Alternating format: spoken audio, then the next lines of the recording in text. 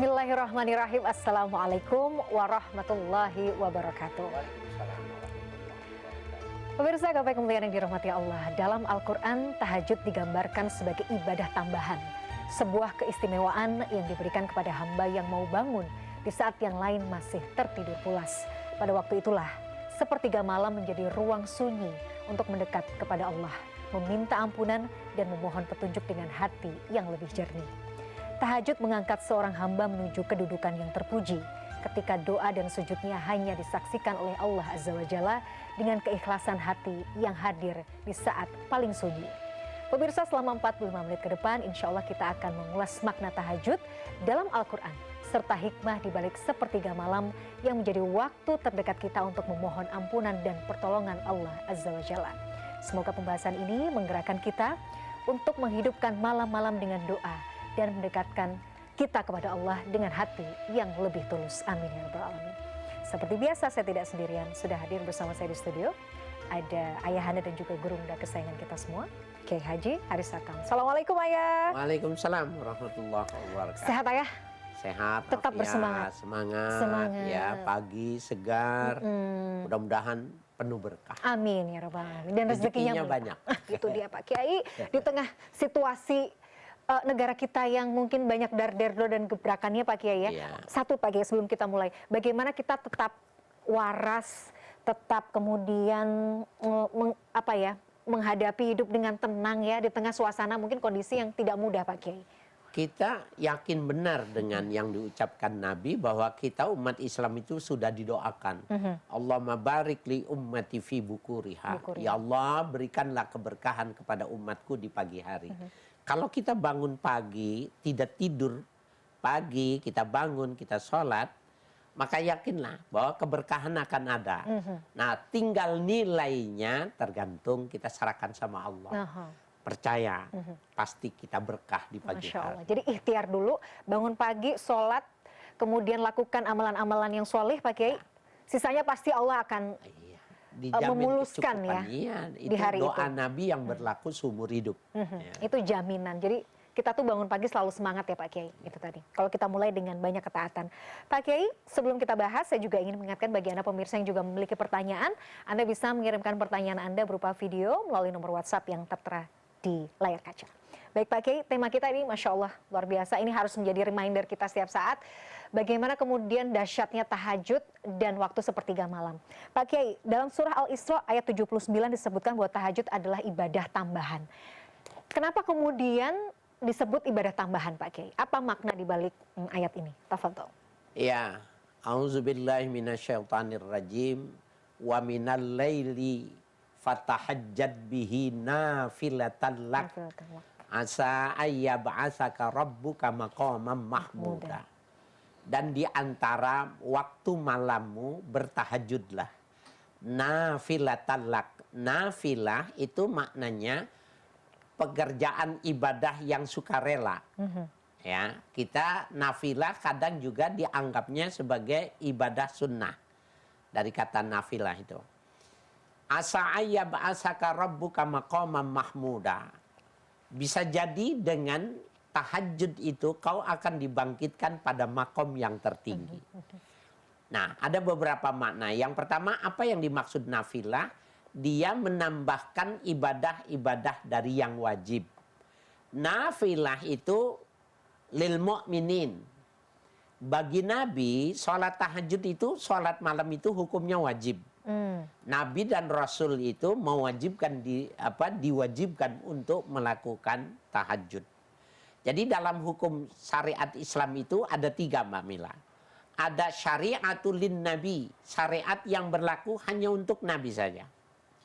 Yang kedua, asyariatul lin nabi wa ummatih. Syariat yang berlaku buat Nabi dan terhadap umatnya. Itu semua yang di syariat-syariat dalam Al-Quran dan Al-Hadis. Nah, yang ketiga, asyariatu ala takhyir. Syariat yang Nabi boleh memilih kepada siapa beliau menyampaikannya. Tidak semua, seperti halnya sholat tasbih, itu Nabi tidak menyampaikan kepada sahabat-sahabat. Nabi cuma menyampaikannya kepada satu orang, Al-Abbas, pamannya yang tadinya non-muslim, jadi Islam, kemudian Nabi mengajarkannya sholat tasbih. Tidak ada satu periwayatan hadis kecuali Nabi mengatakannya kepada Al-Abbas. Sehingga hadis ini dikelompokkan menjadi hadis ahad disebutnya.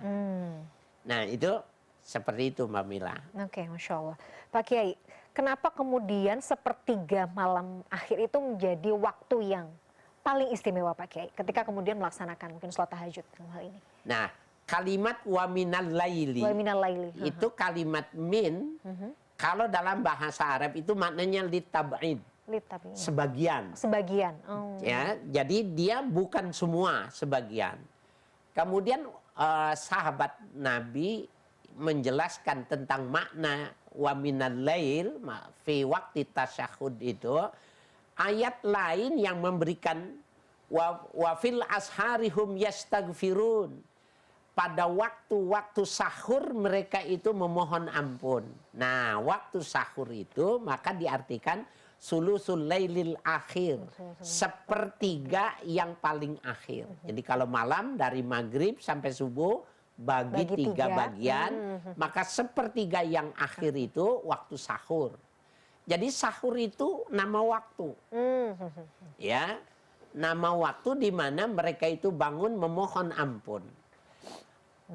Kalau minta ampun berarti mereka pelaku dosa dong. Bukan. Jadi kalau istighfar tidak mesti dari pelaku dosa. Walaupun kewajibannya pelaku dosa istighfar. Orang-orang yang mengikuti perintahnya, fastaghfiru rabbakum, ketika dia beristighfar itu karena disuruh sama Allah gitu loh. Dan yang tertinggi itu istighfar itu adalah cara untuk mendekat diri. Nah itu waktunya adalah sepertiga. Yang akhir di dalam malam, setiap malam. Ya. Itu makanya waktu yang luar biasa tuh di situ ya Pak Kiai. Ya. Ketika biasanya kan jelang subuh tuh justru lagi lelap-lelapnya, lagi enak-enaknya. Dan itu justru jadi apa ya, ketika orang bisa bangun, seorang hamba bisa bangun di waktu yang bahasanya waktu manusia itu menjadi waktu yang paling nikmat untuk tidur, ini kan pahalanya juga luar biasa dong Pak Kiai. Ya Mbak Mila, sekarang ini ada sebuah produk yang ditawarkan menambah kolagen. Dan salah satunya itu memperindah tidur, menyenangkan tidur. Dengan suplemen atau dengan alat yang bisa menyebabkan yang semacam itu, apakah boleh? Dalam konteks terapi, dalam konteks dia menjaga diri, boleh-boleh saja. Tetapi nggak boleh dia menjadi lalai untuk tidak bangun di sepertiga itu. Ya pintar-pintar kita menggunakannya ya. Pak Kiai, kalau ada istilah kemudian, saya pernah baca atau pernah mendengar ya, barang siapa kemudian yang Allah izinkan untuk bangun di sepertiga malam terakhir, ini artinya Allah itu memberikan undangan spesial. Jadi special invitation lah bahasanya. Memang ini Allah sendiri loh yang ngundang. Memang betul demikian ya Pak Kiai? Ya bisa, itu bisa interpretasi, jadi, interpretasi ya. kita misalnya. Nah, interpretasi yang semacam itu benar karena dari satu kampung, satu RT, tidak semua orang bisa diperkenankan bangun di waktu malam. Ada yang diperkenankan tapi cuma pipis. Iya lagi. Ya, setelah pipis, ya Allah, ya menarik, kebul kembali gitu. Betul. Ya. Jadi barang siapa kemudian dibangunkan oleh Allah di sepertiga malam akhir dan dia berdiri dan dia bersujud untuk melaksanakan tahajud, ini berarti Allah akan berikan apa ya, ganjaran yang luar biasa ya Pak Kiai. Iya, jadi kalau dia bangun di waktu malam, kemudian dia bisa pipis, kemudian dia wudhu, maka yang pertama mesti dia lakukan adalah sujud syukur. Karena diberi waktunya malam itu khairun minad dunya wa ma fiha. Nilainya lebih besar ketimbang kita diangkat jadi orang kaya raya. Iya, betul. Itu orang kaya raya nggak bisa bangun malam. Betul. Ya, nah kita diberi bangun malam itu lebih mahal. Aduh, PR-nya tuh kadang-kadang bangunnya bangun Pak Kiai itu tadi, tapi cuman ke kamar mandi habis. Ya Allah, betul-betul itu hati-hati itu juga bisa rugi sebenarnya. Ruginya di kita ya Pak Kiai. Iya, betul. Pak Kiai, kalau kita masih membahas tentang Quran surah Al-Isra ayat 79 disebutkan bahwa tahajud bisa mengangkat seorang hamba kepada kedudukan yang terpuji. Bagaimana kemudian kita mendefinisikan kedudukan yang terpuji itu seperti apa? Apakah ini dalam konteks duniawi saja? Karena kan biasanya kalau mau sukses, kalau pengen dulu kan gitu biasanya, mau masuk universitas mana, mau berhasil, mau sukses, tahajud dulu dong gitu. Apakah hanya ukurannya duniawi atau ini di level ukhrawi juga seperti itu Pak Kiai? Ya, sahabat Abdullah bin Abbas menterjemahkan, menafsirkan maqama mahmuda. Asa ayyab'atsaka rabbuka maqama mahmuda. Bisa jadi kau akan dibangkitkan, mendapatkan makom yang terpuji. Itu kata beliau, maqama mahmuda hiya syafa'ah. Yang dimaksud itu mendapatkan syafaat nanti. Di yaumil qiyamah ketika orang fi aradil akbar, pada haflah terbesar, pada saat itu orang sudah dalam keadaan susah menderita, Nabi memberikan syafaat. Nah itu adalah maqama mahmuda. Tetapi pada ayat yang lain, maqama mahmuda, ulama mengartikan itu ya duniawi.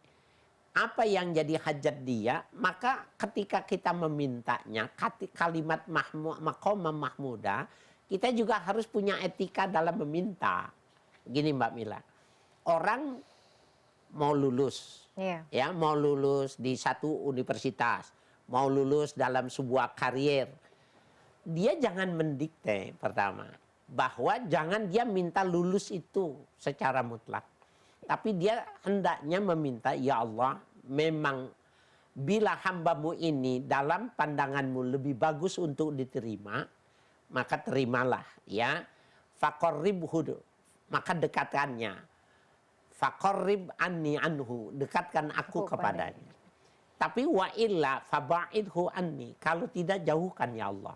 Itu perkataan itu yang mahal di hadapan Tuhan. Ketika dia mengatakan dia Tuhan yang lebih tahu, saya lebih bagus masuk atau lebih bagus tertolak. Itu adalah adab yang tertinggi dalam berdoa. Nah, pada saat dia mengatakan itu ternyata diberikan, itu maknanya maqama mahmuda. Ya, jadi dia bisa ukhrawi, bisa jadi duniawi. Ya. Pak Kiai, kita harus break terlebih dahulu. Nanti kita akan lanjutkan pembahasan yang luar biasa tentang tahajud ini. Pemirsa jangan kemana-mana. Gapai Kemuliaan akan kembali saat lagi. Tetaplah bersama kami.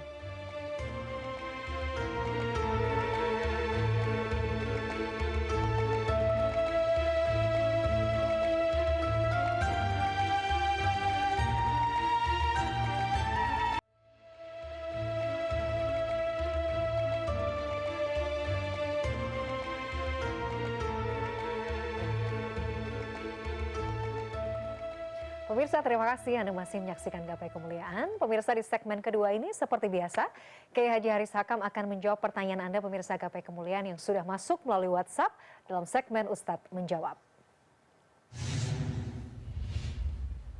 Ya, kali ini pertanyaan yang sudah masuk datang dari Mu'jizah di Bogor. Kita akan simak bersama pertanyaannya. Assalamualaikum warahmatullahi wabarakatuh. Perkenalkan, nama saya Mu'jizah As-Sabang Al-Matani, santri putri pesantren As-Sakinah Tajur Halang Bogor. Penonton setia program Gapai Kemuliaan Tafsir Al-Quran tematik CNN TV. Saya ingin bertanya Pak Kiai Haji Haris Hakam tentang tema sholat tahajud. Pertama, ada yang mengatakan bahwa sholat malam atau sholat tahajud itu hukumnya wajib. Kalau wajib, kita yang tidak mengerjakan akan berdosa. Tapi ada juga yang mengatakan bahwa sholat malam itu sebenarnya hukumnya sunnah. Kemudian apa kriteria yang disebut dengan sholat tahajud? Yang kedua, ada hadis yang menjelaskan bahwa Allah itu turun ke langit dunia di waktu malam. Apakah di waktu malam itu mulai dari maghrib sampai subuh atau ada waktu-waktu tertentu yang dimaksud dengan Allah turun di waktu malam? Lalu apakah ada hubungannya dengan sholat tahajud ini? Mohon pencerahannya. Terima kasih atas jawabannya Pak Kiai Haji Haris Hakam. Wassalamualaikum warahmatullahi wabarakatuh. Waalaikumsalam warahmatullahi wabarakatuh. Terima kasih Adinda santri kita Pak Kiai ya. Adinda Mu'jizah di Bogor. Ada dua pertanyaan Pak Kiai. Bagaimana kemudian posisi sholat malam itu dalam pandangan agama? Apakah memang sifatnya wajib atau sebenarnya sunnah? Dan yang kemudian kriteria yang dimaksud dengan sholat akhir atau sholat di akhir malam itu seperti apa? Pertanyaan yang kedua adalah bagaimana kita memaknai hadis Allah turun ke langit dunia pada waktu malam. Malam yang seperti apa dan bagaimana kemudian kita memahami hadis ini? Tafadhol Pak Kiai. Baik, terima kasih. Yang pertama yang mesti dipahami bahwa apa tadi? Yang pertama bagaimana kemudian kedudukan atau posisi sholat malam dalam pandangan agama? Bahwa sholat malam itu wajib bagi Nabi, sunnah bagi umatnya. Kita bisa melihat tadi sebenarnya di awal kita sudah menjelaskan ada yang asyariatul lin nabi fakot, syariat yang berlaku bagi Nabi saja seperti sholat malam ini. Kita bisa melihat di dalam hadis-hadis sahih dijelaskan bahwa iza fatatis sholatu fil lail ya fa'ata bihi fin nahar. Nabi apabila ya tidak mengerjakan waktu, tidak mengerjakan sholat malam karena sakit atau karena tertidur, maka beliau membayarnya di waktu siang. Kata membayarnya di waktu siang itu menunjukkan bahwa sholat itu oleh sebagian ulama dipahaminya wajib. Sebab kalau tidak wajib, nggak mungkin dibayarnya. Ada yang mengatakan bahwa itu adalah sunnah mu'akkadah. Yang kedua mengatakan sunnah mu'akkadah. Karena sunnah mu'akkadah juga Nabi membayarnya atau mengkodoknya. Seperti umpamanya qobliyah dan ba'diyah zuhur.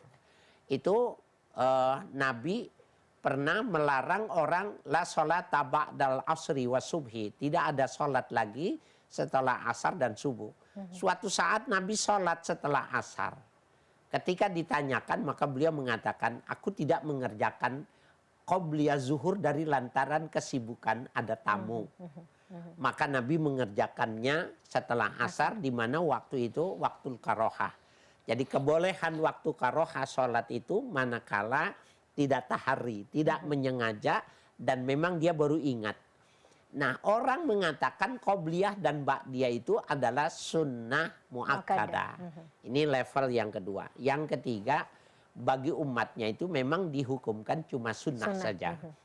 Tapi dia sebenarnya gini, walaupun kedudukannya sunnah, dia adalah pintu emergensi yang dibuka setiap hari hanya bagi orang-orang yang paham, yang memahami pintu emergensi itu. Nah, jadi kalau kita punya hajat, maka lakukan itu tadi.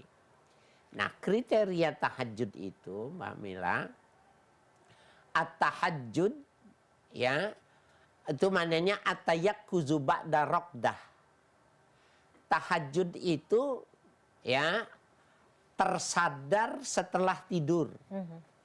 Tersadar setelah tidur. At-tayakkuzu ba'da raqdah.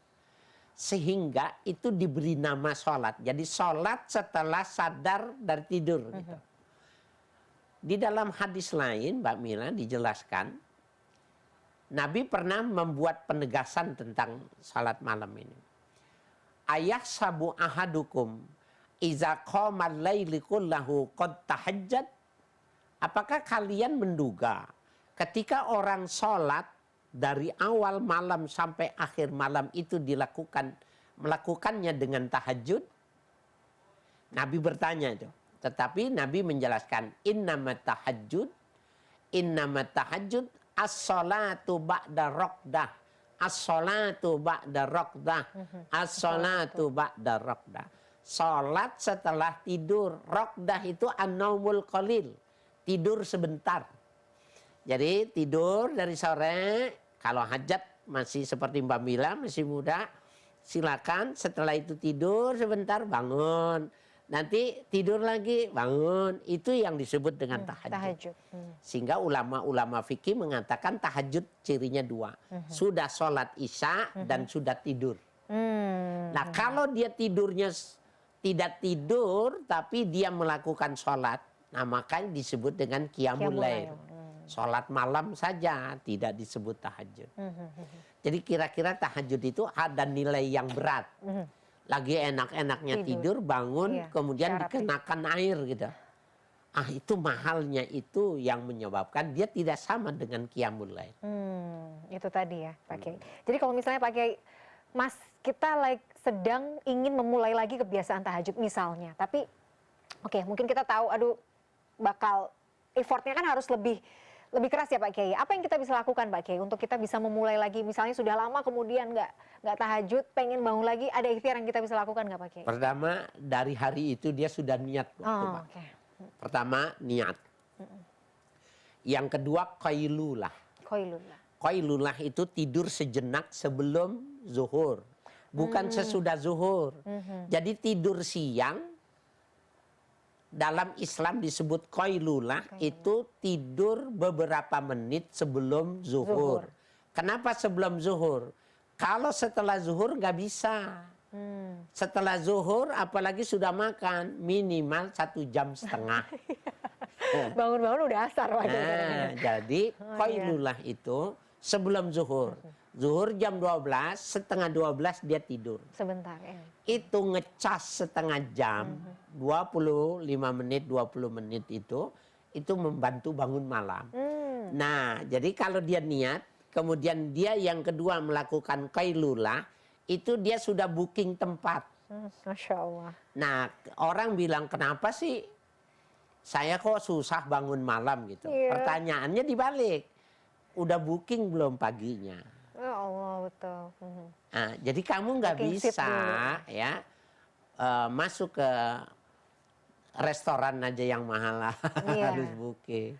Iya, bahasanya mau ketemu, kadang-kadang mau ketemu artis atau idola aja, kadang-kadang harus booking tiket jauh-jauh hari gitu ya. Ini juga ada ikhtiarnya ya berarti Pak Kiai? Dua itu, oke. Niat dan tidur. Qailulah. Tidur sebelum waktu zuhur. Iya, sebentar. Ya. Jangan 2 jam 3 jam ya Pak Kiai? Jangan, itu ngecas. Ngecasnya kelamaan itu. Masya Allah, baik. Pertanyaan kedua Pak Kiai, bagaimana memaknai hadis Allah turun ke dunia di waktu malam Pak Kiai? Yanzilullahu fi kulli lailatin ila sama'id dunya wa yunadi ainal mustaghfirin.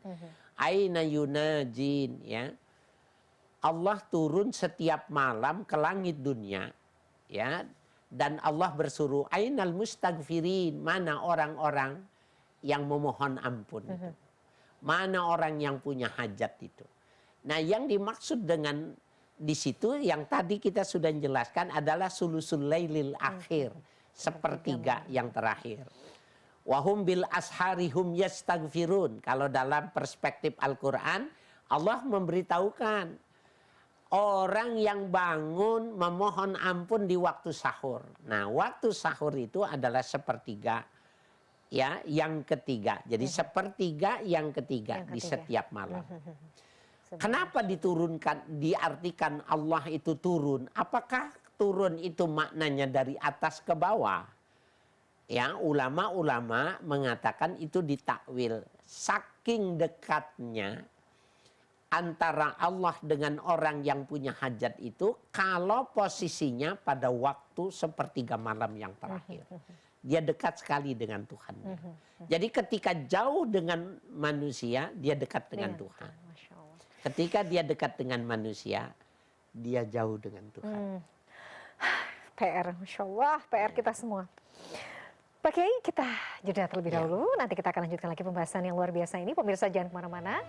Gapai Kemuliaan akan kembali sesaat lagi. Tetaplah bersama kami.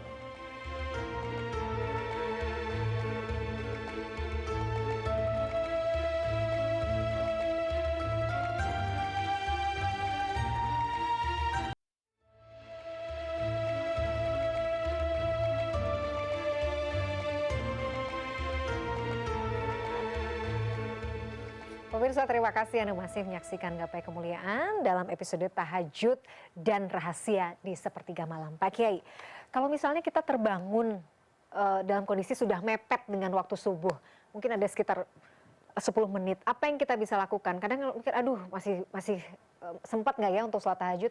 Apakah kita usahakan tetap untuk sholat tahajud atau mungkin perbanyak istighfar aja atau mungkin baca Quran atau seperti apa yang afdolnya kita bisa lakukan Pak Kiai? Ya, kalau berdasarkan ayat ini dan beberapa ayat lain yang menggambarkan tentang ibadah di waktu malam, Kalau 10 menit itu mungkin nggak untuk wudhu dan sholat 2 rakaat. Kalau memungkinkan, karena memang perintahnya fatahajjad bih. Ya, maka hendaklah kau membaca, hendaklah kau bertahajud. Yang kedua, bihi itu kalau dalam tafsir itu bil Quran. Bertahajud dengan membaca Al-Quran. Jadi kalau 10 menit nggak memungkinkan, kita biar baca Quran. Kalau tidak bisa memungkinkan membaca Quran, ayat yang lain mengatakan wabil asharihum yastaghfirun, istighfar. Jadi sholat dulu, ya, baca Quran atau istighfar. Bila memang tidak memungkinkan untuk mengerjakan semua, artinya waktunya pendek.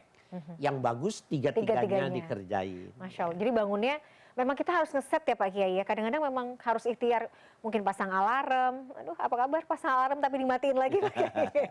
Nanti aja. Tapi jadi memang kekuatannya di niat. Iya, kekuatannya di niat. Tapi memang Allah itu pasti memberikan jalan ya Pak Kiai. Kalau kita sudah niat, insya Allah. pasti memberikan jalan ya Pak Kiai ya. Kadang-kadang yang menjadi pertanyaan saya, kok bisa ya, misalnya yang paling sulit itu kan pada saat bangun dari tempat tidurnya Pak Kiai. Itu rasanya kan seperti apa ya, pergulatan. Bisikan itu kan udah nanti aja, waktu subuh masih lama, tidur lagi aja dulu gitu. Itu betul-betul kalau saya pribadi saya merasakan itu Pak Kiai. Yang akhirnya ya tidur lagi gitu. Tapi sebenarnya ketika dipaksa bangun, terus sudah kena air wudhu, itu bisa hilang begitu saja. Kedahsyatan yang seperti apa Pak Kiai mungkin bisa dijelaskan dari kalau kita ikhtiar tetap mau bangun tahajud ini Pak Kiai? Iya, jadi sebagaimana sifat setan itu kan khuliqa min nar, dia diciptakan dari api. Jadi ketika dia mempengaruhi tubuh kita, maka itu maknanya dominasi api. Yang bisa memadamkan api itu air. Ya, al-maut tudfi'un nar. Air itu bisa memadamkan kekuasaannya api itu tadi. Jadi hebatnya orang dengan air itu sebenarnya karena wudhu itu pakai niat. Jadi benda itu benda biasa saja seperti benda umumnya. Tetapi karena dia diniatkan, dia menjadi bagian dari ritual ibadah, maka kajiannya itu bahwa air itu yang dibacakan Quran itu membentuk sebuah molekul-molekul positif yang memberikan dampak ya bagi orang yang meminum atau memanfaatkannya. Itu yang mengganggunya. Kemudian diminta juga begini Mamila, ketika bangun baca syahadat. Syahadatnya seperti ini. Asyhadu an la ilaha illallah wa asyhadu anna Muhammadar Rasulullah. Ya, kemudian la ilaha illallahur rahmanur rahim. La ilaha illallah ujungnya ar-Rahman ar-Rahim. Jadi la ilaha illallahur rahmanur rahim. Hilang bentuknya. Enggak, itu dia nggak bisa dikuasai sama setan. Jadi yang tadinya kriep-kriep, kalau susah amalkan itu aja ya Pak Kiai. Baca. Masya Allah. Oke ya Allah, mau dong bangun malam ya gitu ya Pak Kiai. Yang apa Pak, kita niatkan dulu Pak Kiai ya. Kita pasang niatnya sekarang, pasang alarm, jangan dimatiin lagi ya. Jadi biasanya kadang-kadang itulah godaan yang terbesar di situ. Pak Kiai, jadi lebih baik kita, nah apalagi yang mungkin sudah lama nggak sholat tahajud, mau merutinkan lagi, harus langsung digeber misalnya, oh kayaknya bisa nih saya mau bangunnya agak duluan, agak awal. Langsung mungkin 6 rakaat atau mungkin 10 rakaat, atau kita pelan-pelan dulu bangun kebiasaan dengan rakaat yang sedikit dulu Pak Kiai. Iya. Afdalul a'mal adwamuha wa in qalla. Nabi memberikan pedoman, sebagus-bagus ibadah itu ya yang mudawamah, yang terus-menerus walaupun sedikit. Jangan melakukan 6 rakaat. Jadi dia membiasakannya dari yang kecil. 2 rakaat. Bahkan kalau perlu 1 rakaat, dia niat saja sholat witir. Karena sholat witir 1 rakaat boleh dilakukan. Tapi ketika 1 rakaat setiap malam dia lakukan, lama-lama tubuh itu akan meminta. Jadi seperti halnya mulut apabila dia memberikan sinyal kenikmatan apa yang dijadi asupan, maka memerintahkan motorik untuk memberikannya makan lagi. Begitu juga nurani kita. Ketika 1 rakaat sudah menjadi asik, dia akan minta 2 rakaat. Dan berikutnya, itu yang dimaksud. Jadi kata Nabi, jangan banyak dulu. Ya, yang penting dawam dulu. Ya, wa in qalla, meskipun sedikit. Ya. Pak Kiai, kadang-kadang apakah boleh awal tuh kita meniatkan misalnya gini, memang kita punya hajat sesuatu misalnya. Mungkin ingin maju di karir, mungkin ingin mendapatkan jabatan tertentu misalnya, mendapatkan penghasilan yang lebih bagus, posisi yang lebih bagus. Pokoknya dengan kebutuhan-kebutuhan atau keinginan-keinginan duniawi yang menjadi motor kita untuk kemudian mau melakukan tahajud. Bolehkah diarahkan ke situ Pak Kiai? Boleh saja, cuma kalau salah meletakkannya, dia kecewa dengan tahajudnya. Jadi gini, ada orang yang mengatakan, saya sudah 10 tahun bertahajud, tetapi belum dikabulkan. Nah, itu 2 kajiannya Mbak Mila. Pertama, bahwa orang yang belum dikabulkan itu tidak ada keikhlasan legowo dalam hatinya itu karena dia meminta, tetapi tidak menyerahkan kepada Tuhannya. Tadi kita udah kasih contoh, ya Allah, bila memang saya lebih baik di situ, dekatkan itu untukku, dekatkan aku kepadanya. Tapi bila itu tidak bagus untukku, maka jauhkannya. Faba'idhu anni, jauhkan dia dari diriku. Orang yang memintanya yang semacam itu, ketika tidak dapat, dia mengatakan, saya sudah dikabulkan. Jadi makna diterima itu bukan nyata, bukan kabul artinya mendapatkan apa yang dia inginkan. Ketika tertolak, dia sudah tahu, berarti doa saya dikabulkan, saya memang tidak bagus. Itu yang satu. Yang kedua, ada dijelaskan oleh para mutasawwifin. Ada sebuah dialog imajinasi yang dilakukan oleh ulama-ulama ketika dia beraudiensi dengan Tuhan. Artinya melakukan munajat dengan Tuhan. Seakan dia mengatakan, ya Allah, sudah sekian tahun, 10 tahun aku memohonnya, tapi belum juga aku mendapatkan kabul dari yang kumintakan itu. Kemudian Allah memberikan jawaban. Sesungguhnya setiap kali kau menggerakkan bibirmu, aku suka dengan gerakan bibirmu dan basah bibirmu menyebut-nyebut namaku. Pada jawab itu jawabannya, maka dia bilang, ya Allah, jangan kau kabulkan permohonanku agar bibirku terus basah menyebut-nyebut namamu. Itu 2 jawabannya. Kalau seperti ini cara kita memberikan jawaban, maka kita gak pernah kecewa dengan kehidupan. Kita gak pernah kecewa sama Tuhan tempat kita meminta. Justru dengan tahajud itu kita justru merasa kedekatan yang luar biasa ya, Pak Kiai, dengan Allah ya. Masya Allah, luar biasa. Pak Kiai, kita lanjutkan nanti di segmen terakhir. Kita jeda terlebih dahulu. Pemirsa jangan kemana-mana, Gapai Kemuliaan masih akan kembali setelah yang satu ini. Tetaplah bersama kami.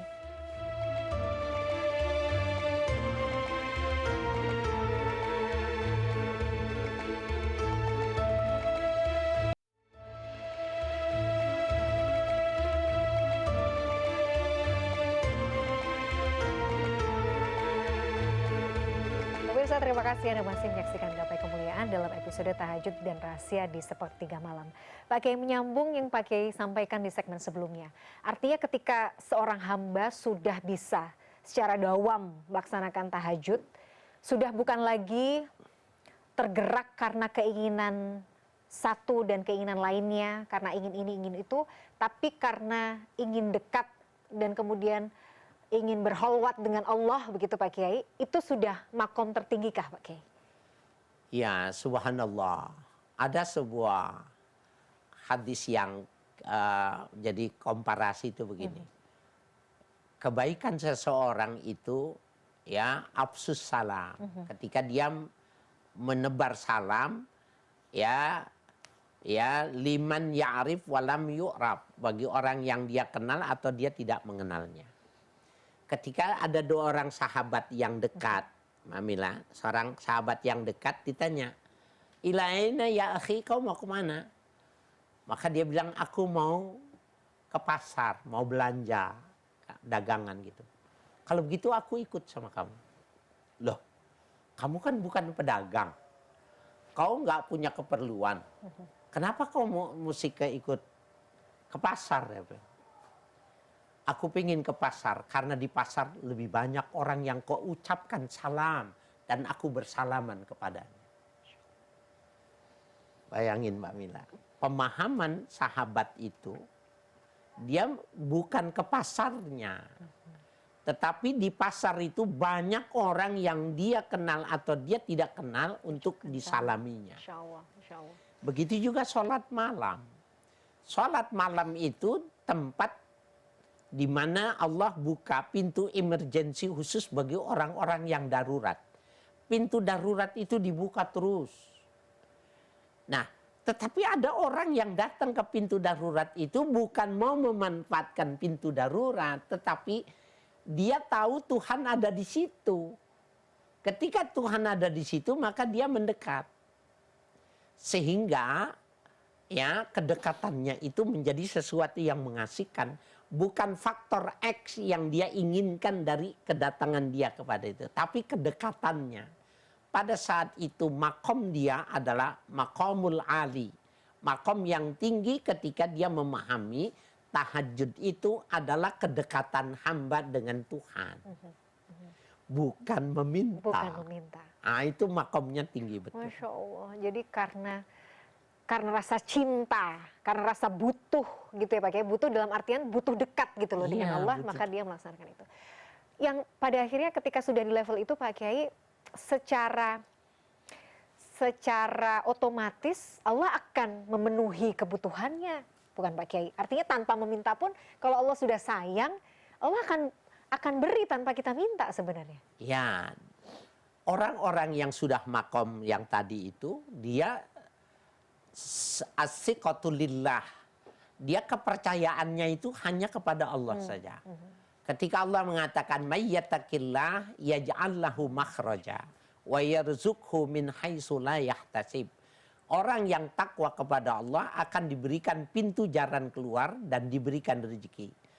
Kalau dia sudah dijanjikan, dia pegang, janjikan, kemudian dia meminta, buat dia itu namanya ragu. Jadi meminta adalah sebuah keraguan terhadap janji Tuhan.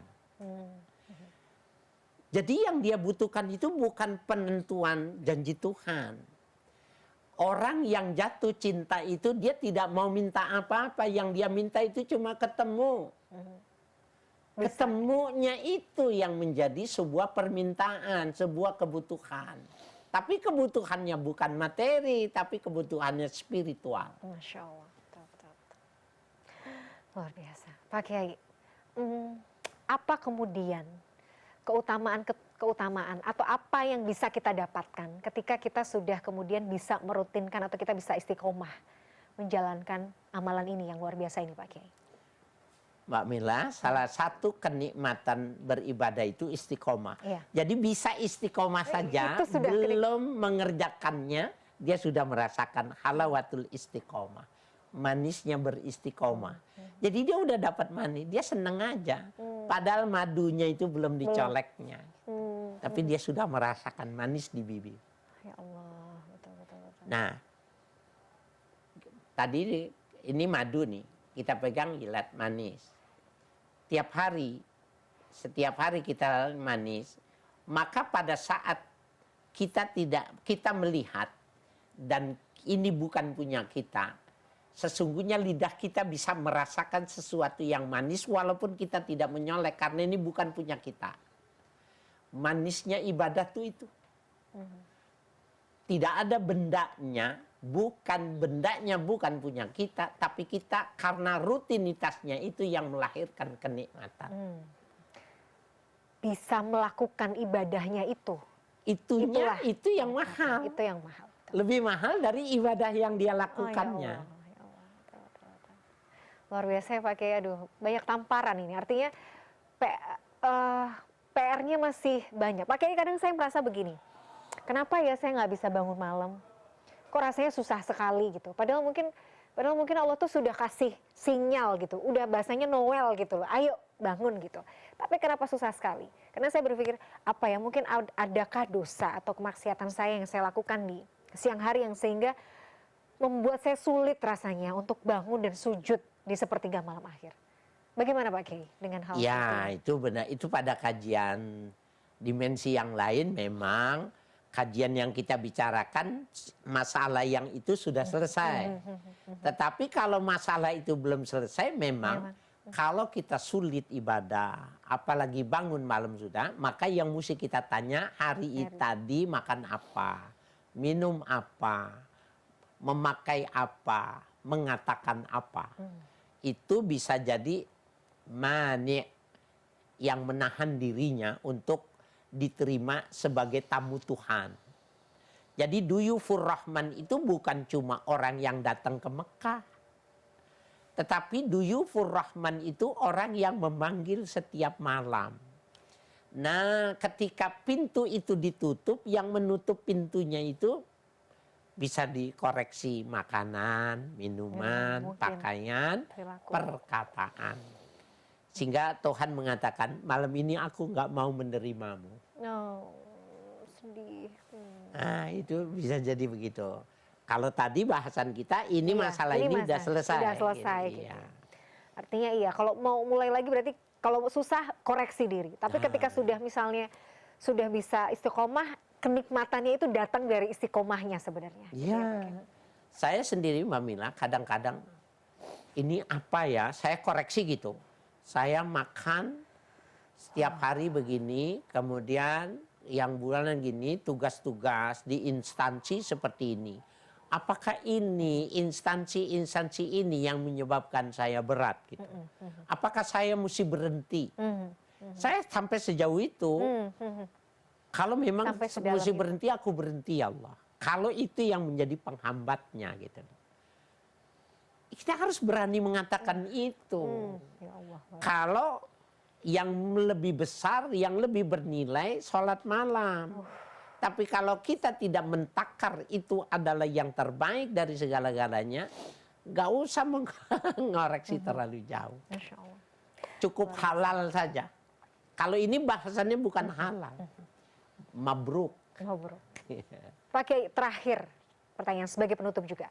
Bagaimana kemudian kita bisa menjaga keistimewaan dan nilai spiritual yang kita bisa lakukan ketika Allah mudahkan kita untuk bisa sholat malam ini, yang berakhirnya mudah-mudahan tidak sampai pada riya dan sombong, Pak Kiai, supaya hati itu tetap bersih, nggak malah arahnya nanti kepada kesombongan, gitu Pak Kiai. Nah, kita ikuti Nabi, ya, bahwa Nabi itu kalau bangun malam wa aiqaza azwajahu wa ahlahu. Nabi kalau bangun malam itu membangunkan istrinya, membangunkan keluarganya. Jadi kita membuat kelanggengannya itu seperti itu. Bahkan Nabi kalau istrinya tidak bangun, diambil air diciprati mukanya gitu. Nggak diguyur ya Pak Kiai? Jangan diguyur. Nanti jemurnya lama. Diciprati dengan air.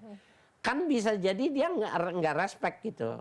Atau dia tidak low respon gitu ya. Biarin aja. Nggak penting. Yang disuruh itu melakukan, Mbak Mina. Kita bangun, mengajak gitu. Nanti pada saatnya itu akan membangunkan.